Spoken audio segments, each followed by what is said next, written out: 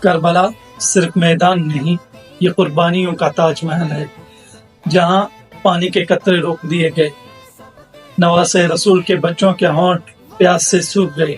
پھر بھی ظالموں کے دل نہ پگھلے، جہاں علی اکبر کا لاش نیزوں سے چھلنی کیا گیا، قاسم کی ماں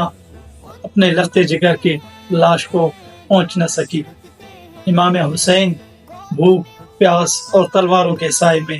حق کا علم تھامے رکھا اور اعلان کیا، سر کٹ سکتا ہے، جھک نہیں سکتا۔ کربلا کا المیہ ہمیں سکھاتا ہے کہ ایمان کی حفاظت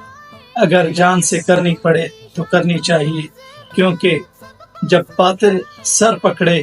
تو امام حسین کی سنت زندہ کرنا ہر مسلمان کا فرض بن جاتا ہے۔ کربلا آج بھی گواہ ہے کہ یزیدی سوچ ہار جاتی ہے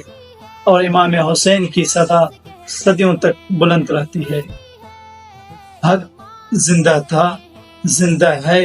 اور قیامت تک زندہ رہے گا۔